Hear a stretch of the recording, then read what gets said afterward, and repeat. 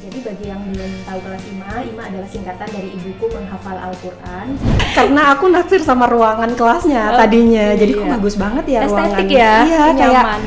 Al-Ummu Madrasatul Al-Ula tadi itu merupakan madrasah pertama bagi anak-anaknya.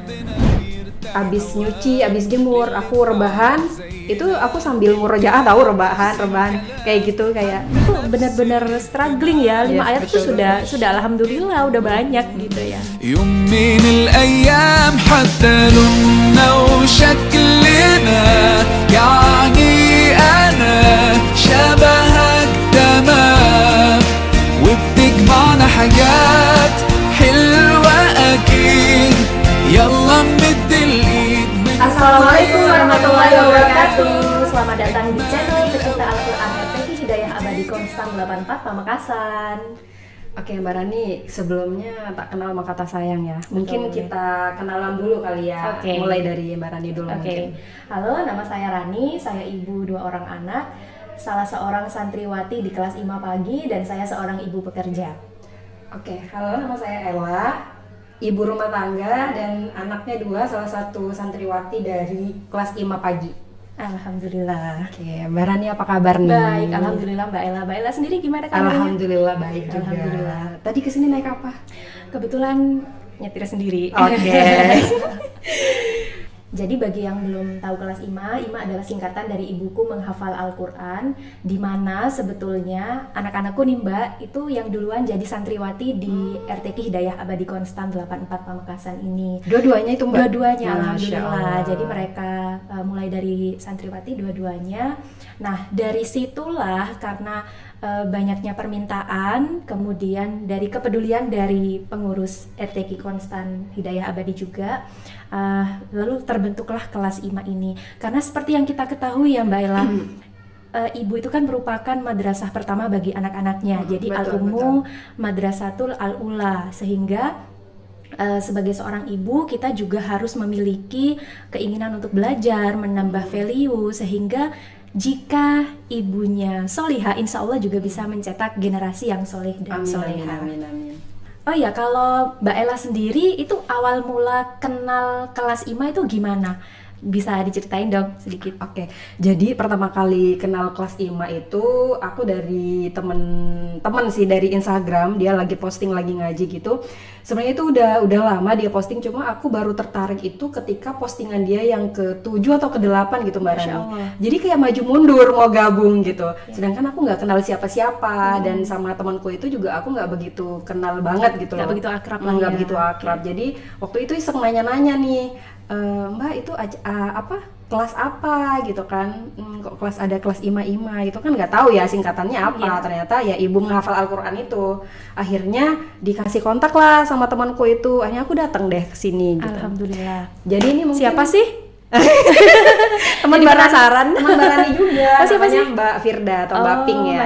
Masya Allah. Ya, jadi itu tadi dari postingan ke-7 ya, ke-7 Iya, atau ke-8 ya. ke-8. Jadi sebetulnya kita jangan bosan-bosan untuk menebar kebaikan. Betul. Karena kita nggak pernah tahu tuh teman-teman akan tergerak hatinya di postingan yang keberapa gitu. Betul, Jadi selama itu betul. kebaikan, selama itu positif, ya posting aja gitu. Karena Betul. mungkin itu akan menularkan vibe positif ya buat Betul orang-orang banget, yang betul lihat banget. gitu. Dan insya Allah itu juga merupakan waduh, batuk lagi. Dan insya Allah itu juga merupakan pahala jariah ya, Iya. untuk yang menebar Betul, kebaikan betul. sendiri. Oke.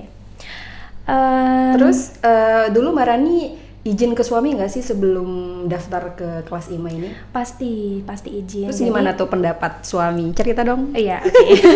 Jadi ini sharing aja ya. Pas pertama kali mau ikut kelas IMA itu, kebetulan kan aku ibu pekerja nih, Mbak Ella. Jadi sebetulnya ada apa ya? Ada perasaan gimana ya nanti cara bagi waktunya. Oke. Bakalan kesulitan nggak ya gitu. Soalnya kan ada kewajiban sendiri Betul, selain betul. di rumah. Nah, kebetulan waktu itu izin ke suami alhamdulillah mengiyakan, mengizinkan. Kemudian nggak lupa izin ke anak-anak juga. Oke. Jadi setelah izin dari suami aku minta izin tuh ke anak-anak. Mbak, Dek, gimana kalau misalkan Bunda ikutan kelas IMA? Jadi aku jelasin lah ya kelas IMA Oke. itu seperti apa, dan mereka alhamdulillahnya ya sangat senang sekali Mendukung gitu, ya? mendukung dan Masya mensupport Allah. seperti itu. Oke. Nah, kalau Mbak Ella sendiri gimana nih pada Iya, saat izin? kalau aku sendiri sih ya positif sih. Suami itu malah justru ya tiap pagi itu aku dibangunin buat ya udah motornya pakai aja buat ngaji Oh, gitu. Masya Allah. Biasanya kan aku motornya itu emang dipakai suami gitu. Jadi suami itu pakai motor yang satunya. Jadi dia mengalah gitu Oke, akhirnya. iya, Jadi iya. udah difasilitasi sama suami, Alhamdulillah. malah tiap subuh itu kita selalu semak-semakan gitu loh, Mbak. Saking apa ya, suami tuh excited banget gitu aku ikut Alhamdulillah. kelas ini. Iya, jadi Masya karena Allah. memang juga kegiatannya positif ya. Betul, betul. Oke. Terus motivasi Mbak Rani ikut kelas IMA tuh apa sih?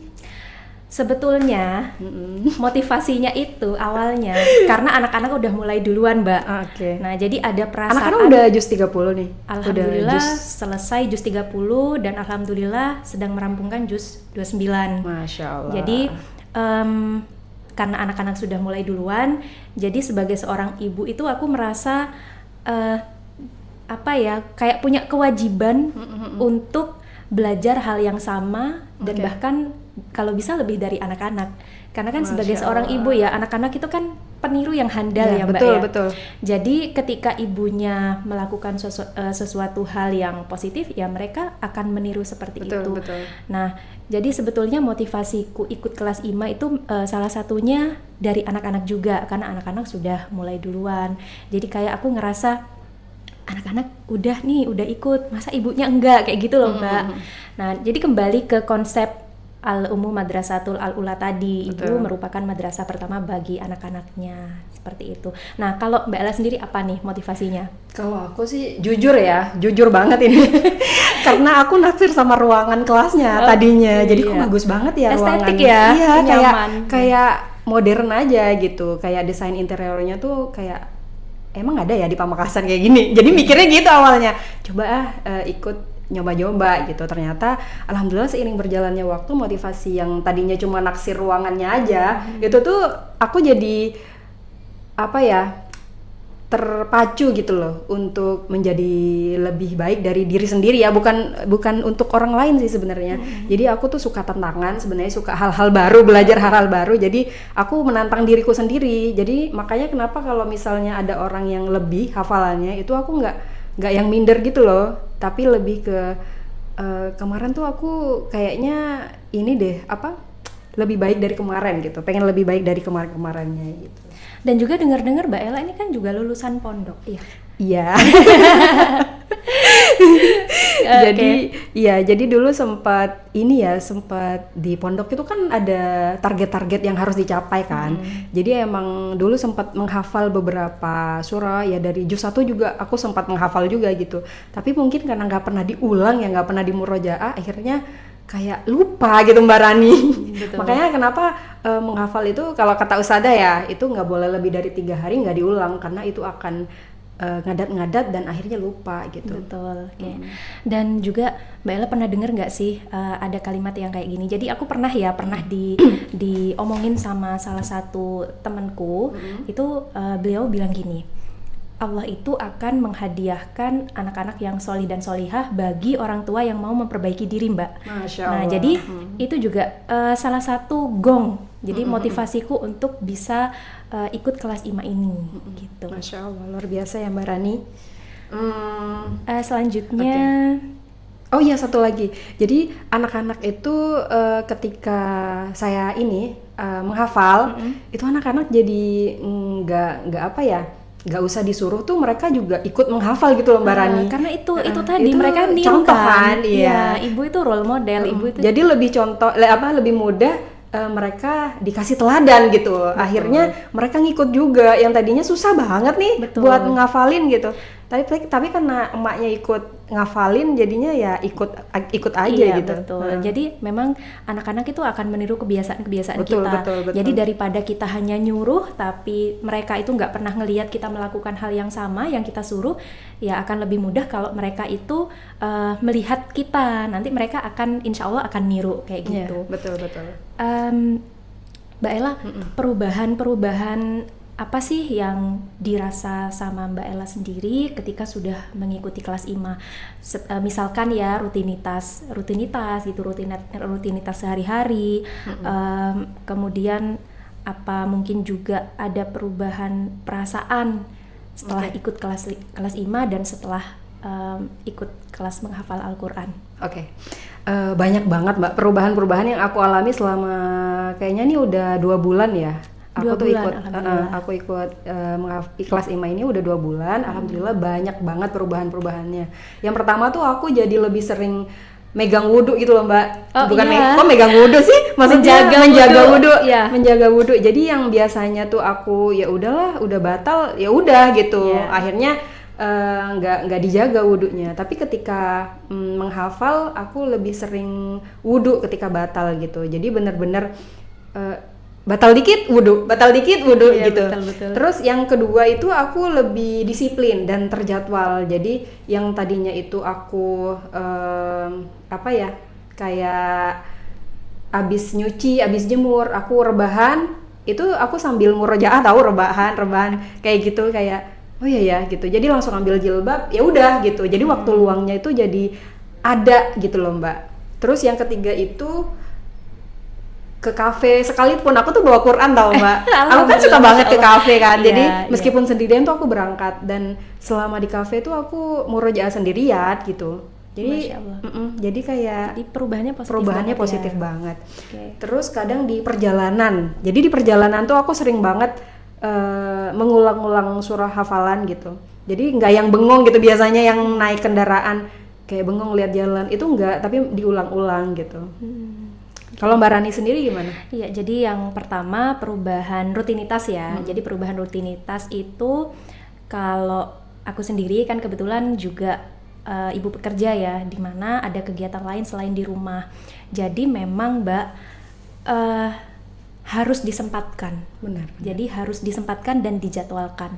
Jadi biasanya kalau sudah gabut dikit scroll medsos. Ya benar banget. Gabut dikit, iseng nonton film. Nah itu sekarang sudah, alhamdulillah sudah mulai aku ubah Mbak. Jadi betul-betul memanfaatkan waktu luang itu untuk murojaah. Karena kalau sudah ada hafalan itu seperti kayak ngerasa eman banget ya, karena sudah ngerasain struggle-nya menghafal gitu. Jadi memang harus disempatkan. Jadi di rutinitas harianku perubahannya ya seperti itu. Ada waktu luang aku sempatkan untuk murojaah. Dan kemudian sama seperti yang Mbak Ella alami tadi, jadi berusaha lebih menjaga wudhu. Jadi kalau ngambil wudhu pas mau sholat aja, itu sekarang nggak punya wudhu nih, ngambil wudhu dulu, murojaah. Jadi kayak bener-bener kayak gitu ya.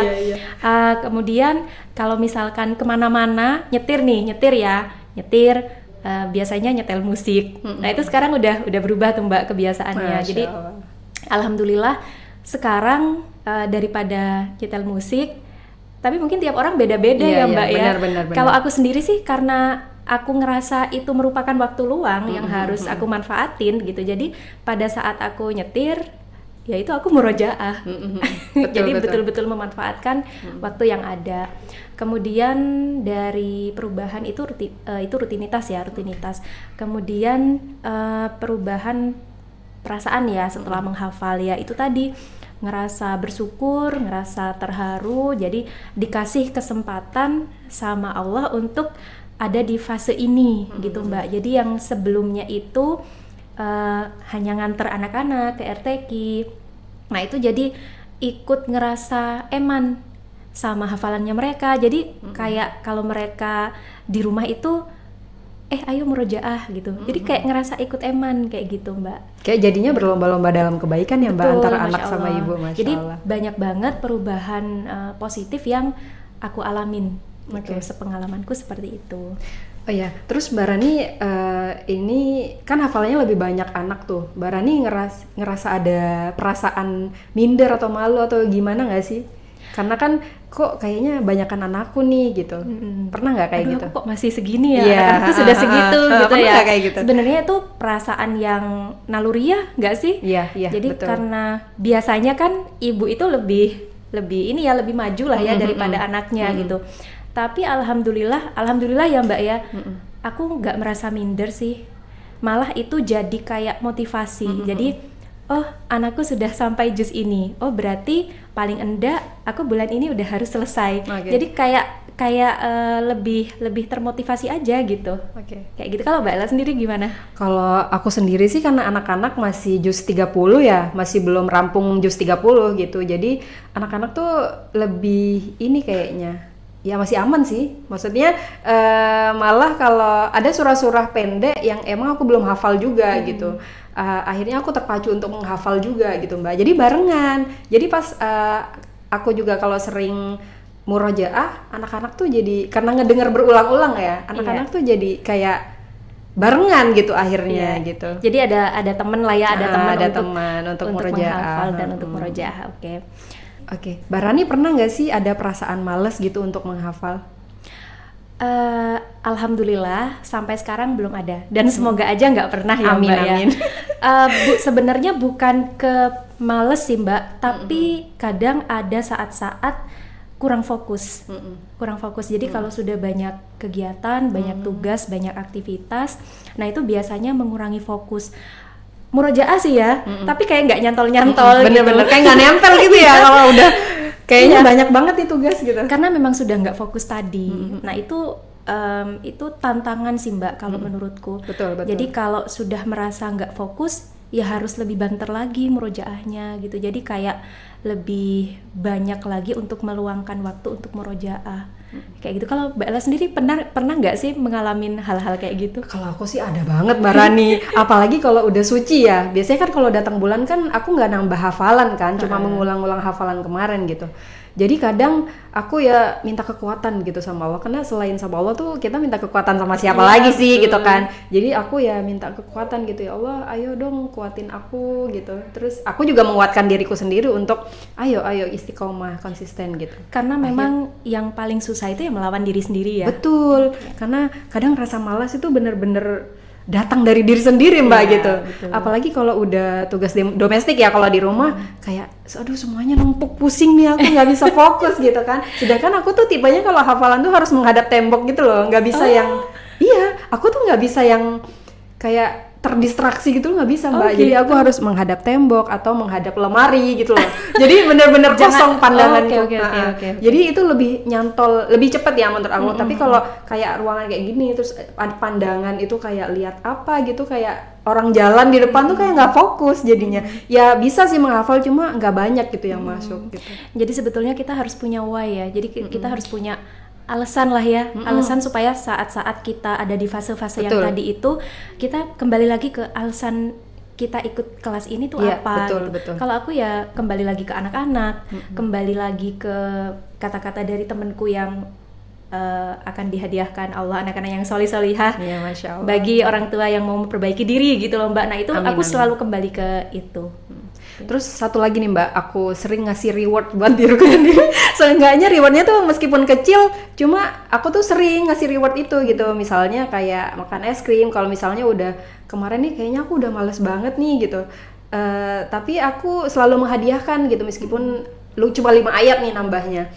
Kayaknya 5 ayat aku udah merayakan gitu loh, merayakan diri sendiri. Meskipun 5 ayat aku makan es krim, aku nikmatin roti kesukaanku, kayak gitu. Itu hal-hal kecil yang ngebuat aku terpacu lagi gitu buat nambah gitu. Itu 5 ayat, Masya Allah loh. Iya loh, karena kalau untuk yang belum mengalami mungkin cuma 5 ayat, tapi kalau kita yang sudah mengalami itu benar-benar struggling ya. 5 ayat itu sudah alhamdulillah udah banyak gitu ya.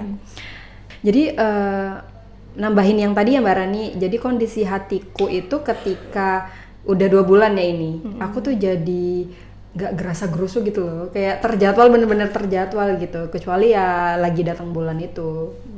Terus aku lebih sering bacain arti-arti di surah-surah. Jadi benar-benar itu memotivasi aku.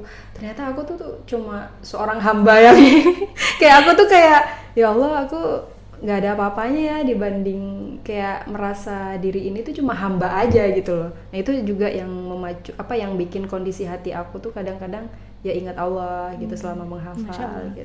Jadi lebih mentadaburi Al-Quran ya Mbak ya. Betul.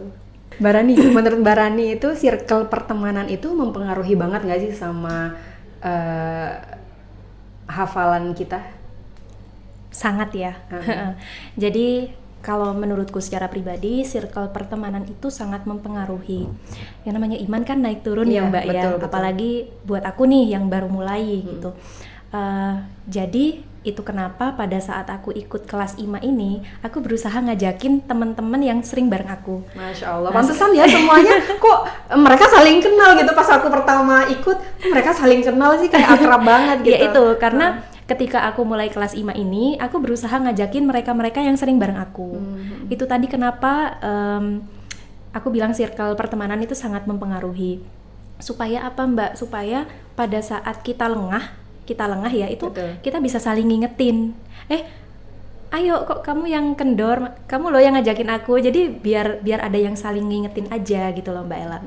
Jadi aku pernah dengar kalimat seperti ini, mungkin juga Mbak Ella pernah dengar ya. Bertemanlah dengan penjual minyak wangi. Betul. Setidaknya kita nggak ikut menjual, tapi kita ikut kecipratan Kecipratan wanginya. wanginya. Nah seperti itu, gambarannya seperti itu. Jadi circle pertemanan itu sebetulnya menunjukkan siapa diri kita Mbak. Betul. Dan surga itu luas ya Mbak ya.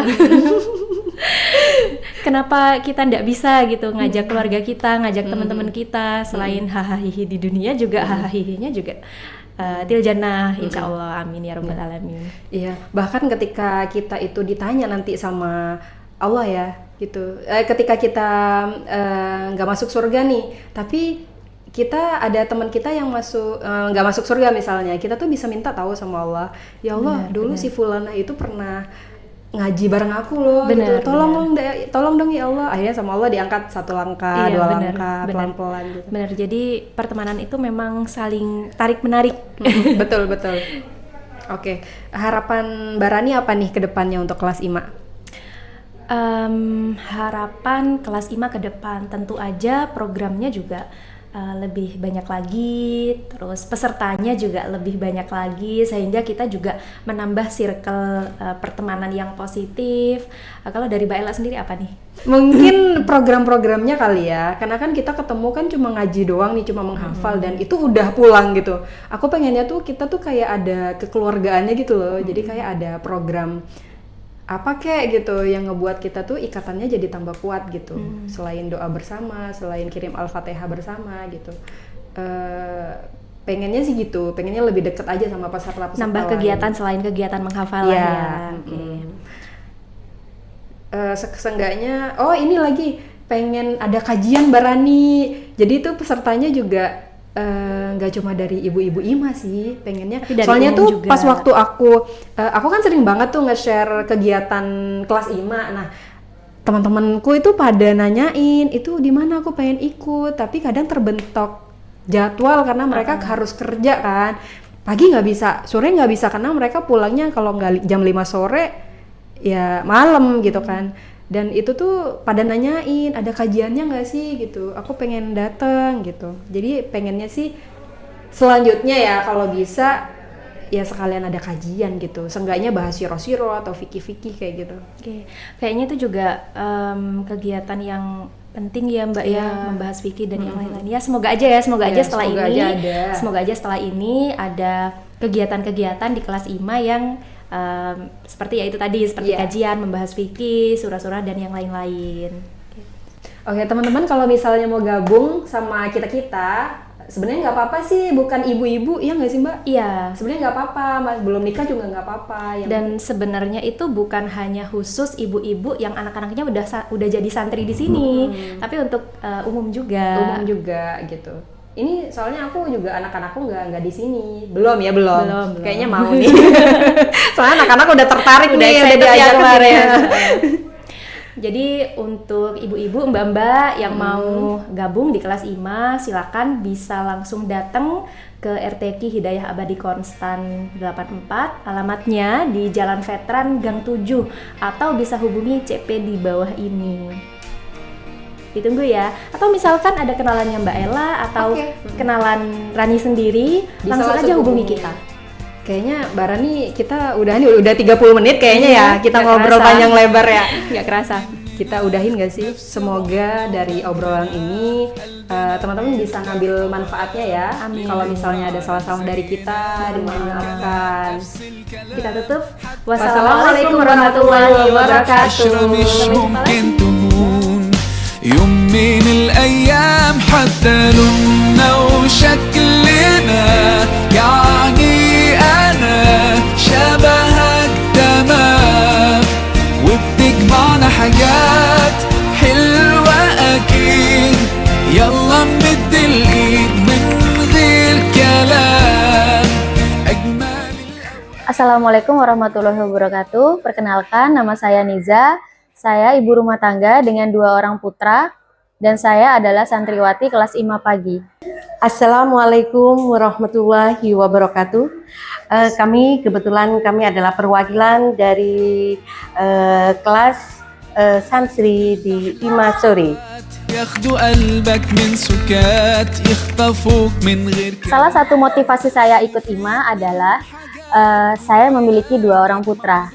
Yang pertama berumur 6 tahun dan yang kedua berumur 4 tahun.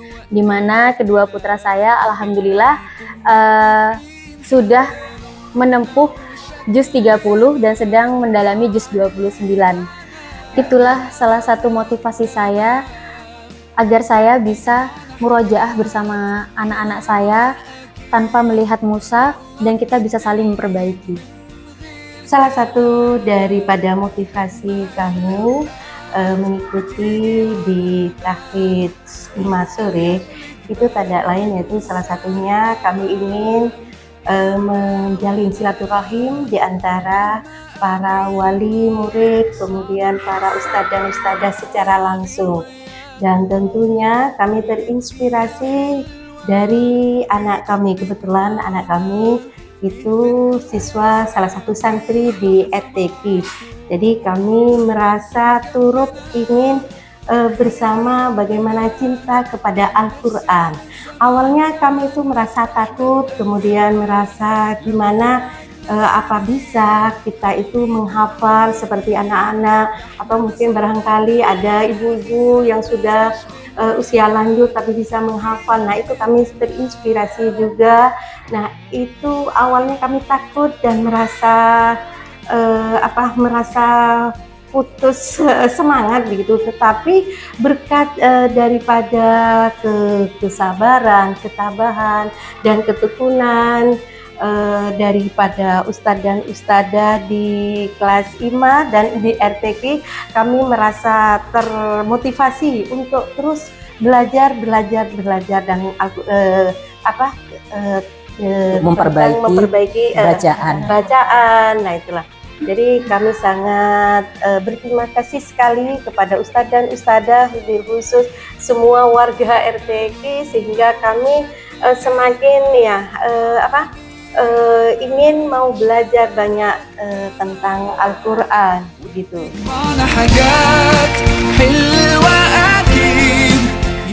Alhamdulillah setelah saya mengikuti kelas IMA banyak sekali perkembangan manfaat yang saya rasakan. Salah satunya adalah saat ini saya bisa bermurojaah bersama dengan anak-anak saya, saling memperbaiki bacaan-bacaan kami, dan saya semakin dekat dengan Al-Quran. Kemana-mana saya bisa membawa Al-Quran, memasak pun sambil mendengarkan Al-Quran, mau tidur pun juga sambil mendengarkan Al-Quran. Saya jadi lebih cinta dengan Al-Quran, saya jadi lebih dekat dengan Al-Quran. Untuk itu kami mengucapkan terima kasih kepada ustadz dan ustadzah yang telah memberikan pembinaan, bimbingan kepada kami yang awalnya kami itu tidak paham tentang bagaimana membaca yang benar, tentang makhrajul hurufnya, tentang tajwidnya. Itu kami ucapkan terima kasih. Semoga ya Allah semua yang membalasnya. Dan tentunya kami harapkan santri IMA itu, IMA kan panjangan dari ibu membaca, menghafal Al-Quran kan gitu. Jadi ibu menghafal Al-Quran, kami juga menginginkan nanti tidak hanya cuman di dari orang tua para wali santri, tetapi harapan kami nantinya juga akan mengembang, menyebar terus meskipun putra putrinya itu tidak masuk ke lembaga RTK ini, tetapi nanti para ibu-ibu, para bunda-bunda, para para mama tentunya, karena mama itu kan pendidikan pertama dan utama di dalam keluarga. Nah itulah kami harapkan nanti bisa bergabung dengan kami ya, jadi bisa bergabung dengan kami sehingga nanti semakin banyak para santri IMA, jadi para santri ibu menghafal Al-Quran.